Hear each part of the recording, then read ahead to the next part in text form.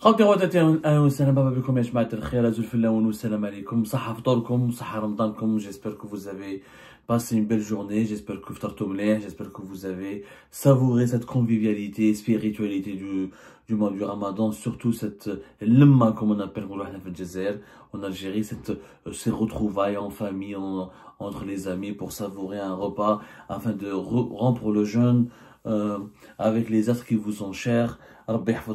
J'espère que vous avez en tout cas, que vous passez plus ou moins un agréable Ramadan en dépit de toutes les incertitudes économiques et politiques et les problèmes du quotidien qui sont de plus en plus lourds, notamment dans notre chère et malheureuse Algérie qui mérite beaucoup mieux au regard de toutes les potentialités que nous avons. Nous avons de quoi être un pays et nous pouvons être une puissance émergente qui peut garantir à tous ses citoyens et même à des étrangers qui peuvent vivre en Algérie pour être heureux et épanouis. Mais bon, on n'en est pas encore là aujourd'hui. Depuis 24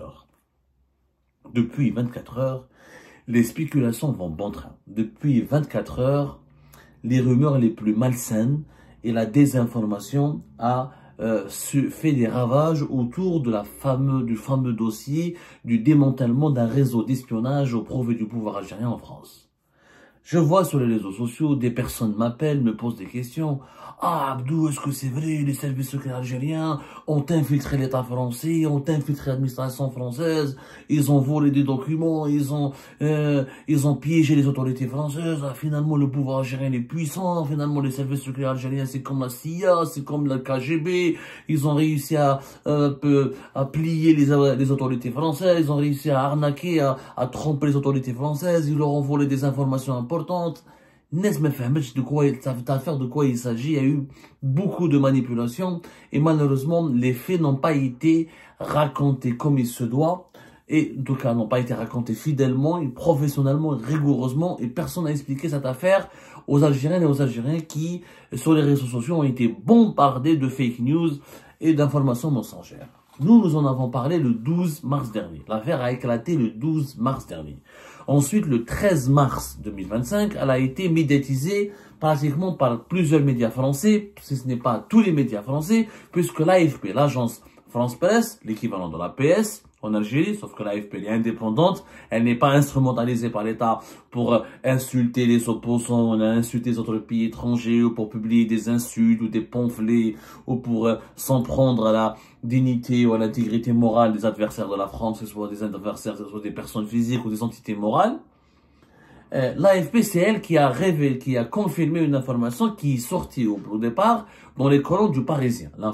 L'AFP s'est rapprochée des sources judiciaires, s'est rapprochée de la justice française et elle a confirmé auprès de sources judiciaires l'histoire que deux fonctionnaires français ont été arrêtés par les autorités françaises, notamment par la DGSI, la Direction Générale de la Sécurité Intérieure, c'est-à-dire les services secrets français, c'est la Direction des services secrets français, c'est l'agence des services secrets français qui est en charge du renseignement intérieur et donc de la lutte contre l'espionnage et les espions étrangers, donc ce qu'on appelle le contre-espionnage. L'AFP a fait une dépêche où elle raconte cette histoire. Sauf que, moi encore une fois, comme les Algériens et les Algériens n'accèdent pas beaucoup à la véritable source originale, et comme ils sont beaucoup plus abonnés à Facebook et à Instagram et à TikTok et aux réseaux sociaux qu'aux véritables médias crédibles et sérieux, ils ont rien compris, rien pigé cette affaire. D'abord, effectivement, les services secrets algériens ont réussi, pas infiltré directement. On peut dire qu'ils ont infiltré, oui, l'administration française, pas directement. Ils ont retourné un fonctionnaire, ils ont utilisé un fonctionnaire franco-algérien qui travaille au niveau du ministère de l'économie et des finances en France, qu'on appelle ça Bercy. Il travaille dans une direction importante au niveau de ce ministère, Bercy. Il occupait un poste au niveau d'une direction importante et ce monsieur, il travaillait donc à la sous-direction du numérique de l'administration, du ministère de l'économie et des finances. Il a été utilisé par les services secrets algériens pour obtenir des informations. Mais lesquelles?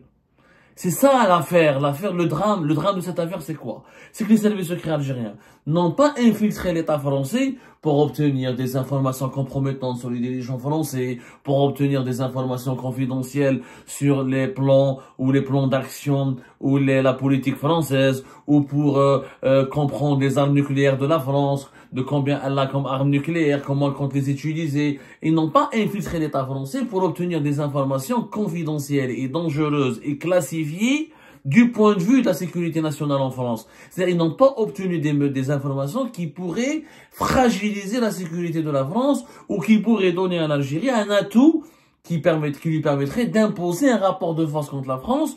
Ils n'ont pas récupéré ou ils n'ont pas obtenu, ils n'ont pas volé des informations ou des matériaux qui pourraient mettre la France dans une position d'infériorité par rapport à l'Algérie dans une situation de bras de fer. Pas du tout. En réalité, ils ont infiltré l'administration française pour espionner qui? Pour espionner d'autres Algériens. C'est ça le drame, cette affaire. C'est ce que les Algériens n'arrivent pas à comprendre. Il y a eu une opération d'espionnage à l'encontre de qui? Qui ciblait qui? Elle ciblait des Algériennes et des Algériens. Elle ciblait les opposants algériens sur le territoire français. Lesquels? MLDZ, votre serviteur Abdou Samar, Chouki Ben Zahra, et d'autres personnalités qui activent dans l'opposition algérienne ou qui ont des problèmes avec le pouvoir algérien. Le pouvoir algérien l'a infiltré, l'a utilisé un fonctionnaire franco-algérien pour obtenir des informations et traquer des informations sur les opposants algériens sur le territoire français. Il n'a pas espionné Emmanuel Macron. C'est pas l'affaire Pegasus comme l'ont fait les Marocains en 2021. Ou l'affaire Pegasus, les Marocains ont utilisé un logiciel espion israélien pour espionner les hauts responsables français. Pour espionner Emmanuel Macron, le président français. Non, les Algériens, les services secrets algériens, ils ont infiltré l'État français pour espionner les Algériens. Les Algériens qui espionnent les Algériens en France. C'est ça l'histoire, elle est complètement extraordinaire et elle traduit l'absence de bon sens. L'absence de bon sens et le manque total de clairvoyance de la part des autorités algériennes. Je m'explique. D'abord les faits. L'affaire, c'est quoi? Il y a un fonctionnaire franco-algérien. Il a la double nationalité. On ne sait pas est-ce qu'il est né en Algérie, ensuite il a immigré en France, il est devenu français, etc. Ou probablement, selon nos sources, c'est beaucoup plus quelqu'un qui est né en France et qui est d'origine algérienne et qui a la double nationalité. Ce monsieur, il travaille au niveau d'un ministère important, qui est le ministère de l'économie et des finances.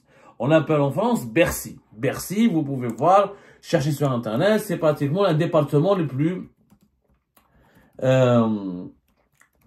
c'est l'un des départements ministériels les plus puissants de France.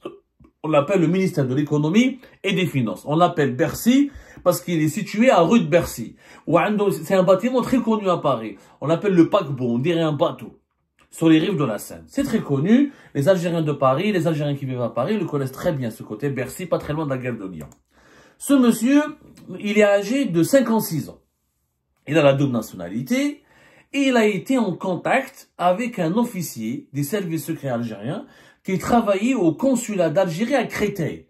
Faut savoir, je l'ai dit 1000 fois, que dans le consulat algérien, dans chaque consulat, dans chaque ambassade d'Algérie à l'étranger, il y a un bureau de sécurité. Ce bureau de sécurité, c'est un organisme qui est dirigé, supervisé directement par les services secrets algériens, qui sont la direction de la documentation de la sécurité extérieure, la DDSE. La DDSE, la direction de la documentation de la sécurité extérieure, c'est elle le service de renseignement extérieur. Ces agents et ces officiers travaillent à l'étranger et ils ont l'immunité diplomatique, ils ont le statut de diplomate, ils viennent avec un passeport diplomatique, ils ne sont pas déclarés comme espions. Ils ne sont pas déclarés comme agents des services secrets. Ils sont déclarés comme diplomates, agents des services consulaires, vice-consuls, consuls, l'ambassadeur, et quelque part, même des ambassadeurs, ils travaillent pour les services secrets, pour la DDSE. Ça, c'est pas nouveau, c'est pas proprement l'Algérie. Hein. La DGSE française fait la même chose. La majorité des ambassadeurs de France en Algérie, c'était des espions ou des agents de la DGSE. La sécurité extérieure française. Les services secrets du monde entier utilisent les diplomates, utilisent leurs installations diplomatiques à l'étranger pour faire de l'espionnage ou là pour placer leurs agents ou leurs officiers des services secrets. Ça, c'est un secret de polichinelle, c'est une habitude, c'est une tradition mondiale. Tous les grands pays, tous les pays qui ont des organisations de services secrets puissantes le font. C'est une pratique courante. Le problème, c'est quoi? C'est que ce fonctionnaire algérien, cet officier des services secrets algériens, est entré en contact avec, il a recruté ce fonctionnaire franco-algérien qui travaille à Bercy, dans une direction qui s'appelle la direction numérique de l'administration centrale. La sous-direction du numérique, c'est-à-dire c'est elle qui gère les bases de données de l'administration centrale, du ministère de l'économie, des finances. Qu'est-ce que ça veut dire l'administration centrale, les bases de données? Ça veut dire c'est la direction générale des impôts. La direction générale des impôts, c'est extrêmement puissant en France. On vous l'a déjà expliqué quand on a parlé de cette affaire le 12 mars dernier. La direction générale des impôts, on l'appelle en France la direction générale des finances publiques. Elle est connectée à toutes les bases de données en France. Les impôts, le fisc français, il a accès à toutes les bases de données. C'est-à-dire que tout le monde est là en France, même si tu n'as pas de travail, même si tu es pauvre, même si tu es malade, tu as un avis d'imposition d'impôt. Et dans ton avis d'imposition, ce qu'on appelle l'avis d'imposition d'impôt, il y a ton adresse, il y a tes revenus, ta composition familiale, tes origines, tout ce qui est précis sur ta vie. Donc, les services secrets algériens voulaient accéder à des informations précises concernant des cibles bien précises. Il n'y a pas mieux en France que le fisc. Le fisc, au sein du fisc, celui qui accède aux bases de données, aux informations du fisc, c'est celui qui arrive à obtenir le sésame, on peut parler de caverne d'Ali Baba, toutes les informations les plus précises, les plus exactes sur les personnes recherchées. Sauf que, Hadala, le fonctionnaire de 56 ans, il a traité avec l'officier des services secrets algériens qui travaille au consulat d'Algérie à Créteil, et en novembre, plus exactement en juin 2024, les services secrets français, la DGS et la Direction Générale de la Sécurité Intérieure, ont été alertés. Ils ont reçu des informations comme quoi il y a une relation entre un officier des services secrets algériens, qui est diplomate, mais les services secrets français savent que c'est pas un vrai diplomate, parce que la majorité des diplomates algériens en France, nous avons 20 consulats. Donc il y a 20 bureaux de sécurité dans les 20 consulats. Et la majorité écrasante des consuls et des vice-consuls travaillent pour les services secrets algériens. Donc ils sont très surveillés par les services secrets français. Les services secrets français ne dorment pas sur leur laurier. Ils ne dorment pas la nuit comme ça, ils sont pas naïfs. Ils savent très bien qu'en France, il y a beaucoup d'agents des services secrets algériens. Au moins, les services secrets français ont découvert une relation en juin 2024, ils ont reçu l'information qu'il y a une relation entre ce fonctionnaire franco-algérien de Bercy, du ministère de l'économie et des finances, avec l'officier algérien du consulat d'Algérie à Créteil. Ils ont ouvert une enquête et ils ont averti la justice. À partir de novembre 2024, la justice française, elle a ouvert une instruction judiciaire. C'est-à-dire qu'entre juin 2024 et novembre 2024, la DGSI a mené son enquête, la DGSI française a mené son enquête, et elle a récupéré des preuves irréfutables que ce fonctionnaire franco-algérien donnait des informations confidentielles et sensibles et collaborait avec un espion algérien, parce que l'officier des services secrets algériens, c'est comme un espion. C'est un espion algérien qui travaille pour le consulat d'Algérie à Créteil et qui a l'immunité diplomatique. Le diplomate ne peut pas être arrêté. Quand un diplomate fait une faute et il fait de l'espionnage dans un pays à l'étranger, ce pays ne peut que l'expulser. Il demande son départ, il refuse qu'il reste sur son territoire. Donc, il ne peut pas l'arrêter. Un diplomate, pour qu'il soit arrêté, il faut que ce soit des crimes graves, du flagrant délit, de l'assassinat, des homicides volontaires. Sinon, les diplomates, quand ils font des conneries, quand ils font des bêtises ou des infractions, ils deviennent des personnes non gratas. Ils sont expulsés du pays où ils travaillent. Voilà comment ça marche généralement. Donc, la justice française, elle a été saisie par la DGSI, la justice française en novembre 2024, elle ouvre une enquête. Elle ouvre une enquête pour intelligence avec une puissance étrangère, pour livraison à une puissance étrangère d'informations sur intérêt fondamental à la nation, soustraction et divulgation de secrets de défense nationale par son dépositaire, et provocation à un crime de trahison ou au espionnage non suivi des faits, et violation de secrets professionnels. 5 chefs d'inculpation pour lesquels la justice française a lancé une enquête. Je répète, intelligence avec une puissance étrangère, livraison à une puissance étrangère d'informations sur intérêt fondamental de la nation, soustraction et divulgation de secrets de défense nationale par son dépositaire, provocation à un crime de trahison ou espionnage non suivi des faits, et violation du secret professionnel.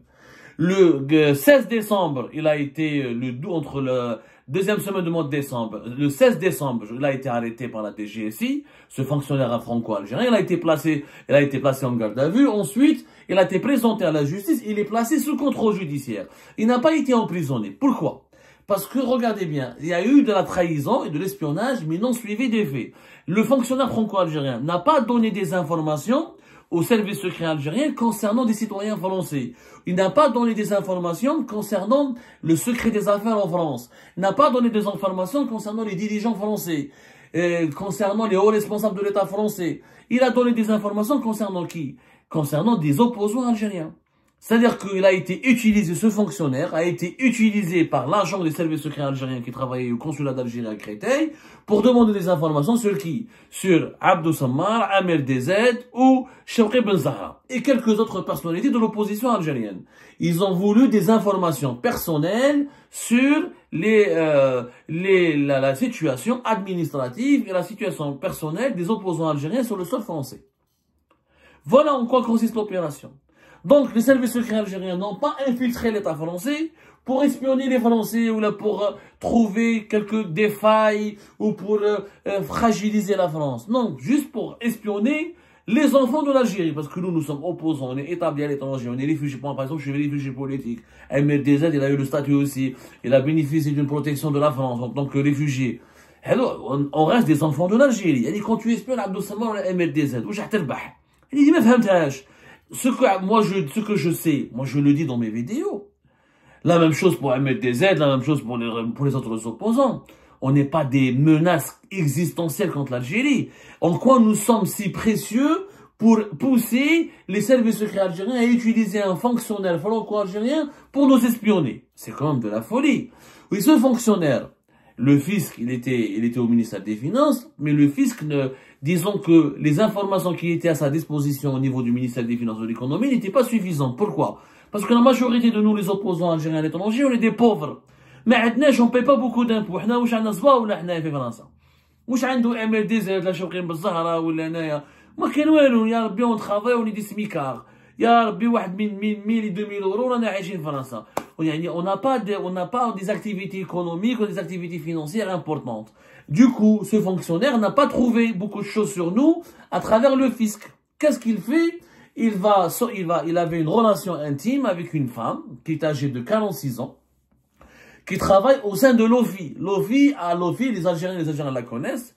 L'OFI, c'est quoi? L'OFI, c'est l'Office français de l'immigration et de l'intégration.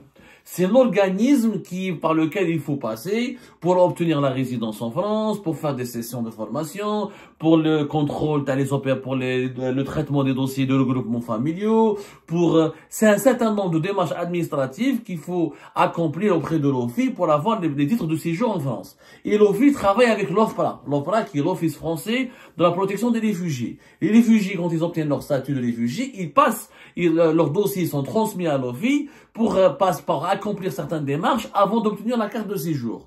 Donc cette femme qui travaillait à l'OFI, elle avait consulté une base confidentielle, un logiciel confidentiel qui lui permettait d'avoir des renseignements sur les demandeurs d'asile ou sur les Algériens qui s'installent en France et qui demandent des papiers pour s'installer en France. La même chose, l'OFI, elle a nos adresses, elle a nos numéros de téléphone, elle a nos comptes en banque, etc. Elle a plusieurs informations très précises. Et ce fonctionnaire, il a utilisé cette femme pour récupérer des informations afin de la donner à ce qu'on appelle à l'officier des services secrets algériens qui travaillait dans le consulat d'Algérie à Créteil. C'est ça cette affaire. Hadi l'affaire. C'est pas du James Bond. Ils n'ont pas, il y avait pas un espion algérien à l'Élysée ou la Matignon où là ils ont volé des secrets, où là ils ont vraiment obtenu des informations gravissimes sur la France, ou là des informations compromettantes sur la France, rien du tout. Ils ont espionné Abdou Sammar, MRDZ, Chewkhi Ben Zahra ou quelques opposants. Le fonctionnaire, quand il a été placé sous contrôle judiciaire, pourquoi? D'abord parce qu'il n'a pas espionné les ressortissants français, il a espionné des ressortissants étrangers qui sont des réfugiés politiques ou des opposants algériens. C'est pas moins grave, c'est pour ça qu'il sera jugé, mais lui, il a été placé sous contrôle judiciaire parce que son avocat raconte, il a été victime de chantage. Que ce fonctionnaire franco-algérien, son interlocuteur au consulat d'Algérie à Créteil, l'a manipulé, mais il lui a resté, son avocat parle d'une victime d'une campagne de menaces et de manipulation d'une puissance étrangère ayant resserré les taux autour de lui. Ça, c'est grave.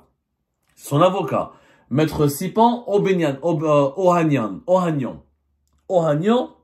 Sipan Ohanian, qui est l'avocat français de ce fonctionnaire franco-algérien, il parle de campagne de menaces et de manipulation d'une puissance étrangère. Ça veut dire que les autorités algériennes ont menacé, ont fait du chantage, ont manipulé ce fonctionnaire franco-algérien. Comment?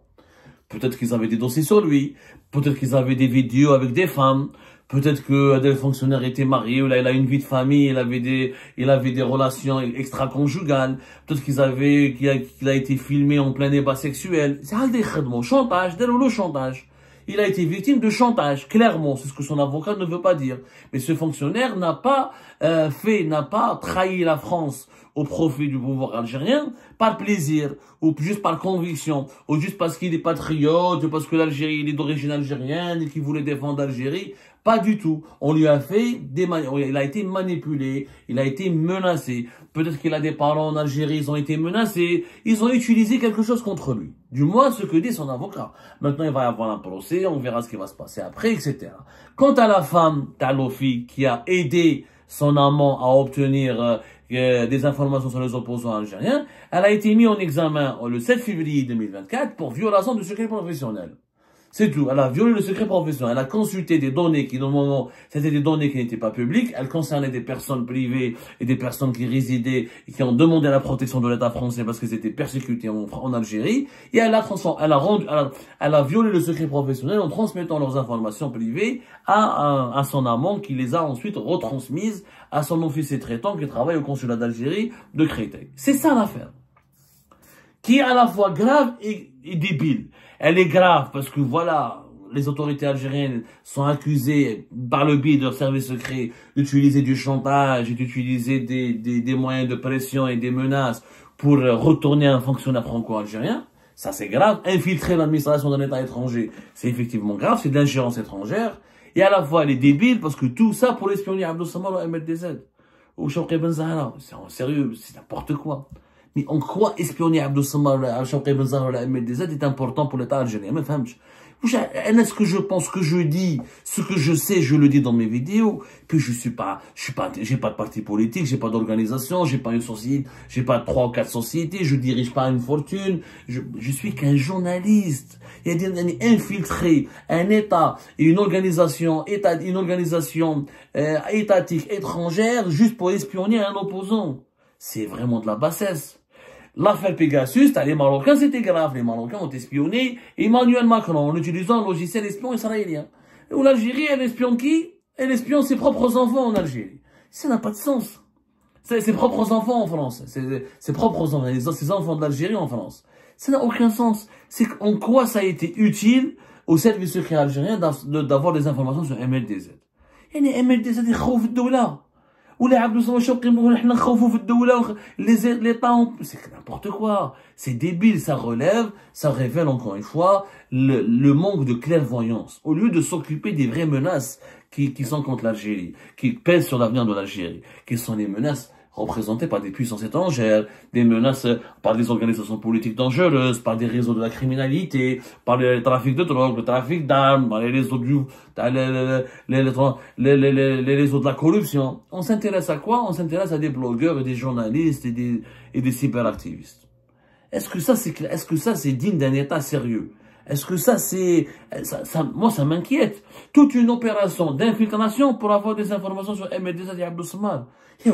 واش رديتونا حنايا ولينا ما حنا واش ولينا حنا دي شي كيفاره ما كاين والو حنا ولينا دي جورناليست دي بلوغور وكذا حكايتنا كاع كيفاش on lutte, on dénonce, des fois on a raison, des fois on a tort, mais on mérite pas autant que on n'est pas une cible prioritaire, on n'est pas le danger qui menace l'avenir de l'Algérie. Soyons sérieux, ça démontre que tout marche franchement, ça marche sur la tête. Le régime algérien, je sais pas comment il réfléchit. Moi, je n'ai rien compris. Franchement, je n'ai rien compris. Cette affaire, elle est tout simplement, non seulement elle est extravagante, mais elle traduit un profond manque, une absence de bon sens de la part des autorités qui ne comprennent plus les priorités. Les priorités, normalement, d'un État comme l'Algérie est de lutter, encore une fois, contre les criminels, contre les puissances étrangères qui nous sont hostiles, contre les mouvements politiques dangereux, mais pas contre les blogueurs et les journalistes et les cyberactivistes. Ça n'a pas de sens.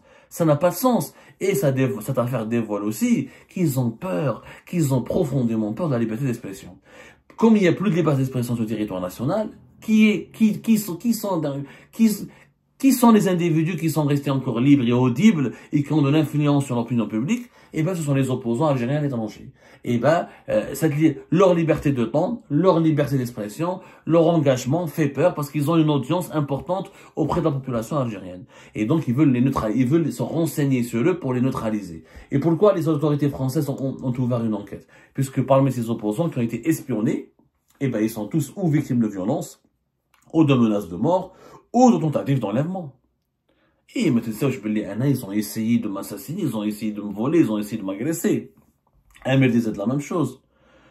Beaucoup des autres opposants algériens ont été victimes, directement ou indirectement, d'une campagne de violence ou de tentative d'agression. C'est pour ça que les autorités françaises ont ouvert une enquête, parce qu'elles ont le devoir de protéger les résidents étrangers et les réfugiés étrangers qui vivent en France.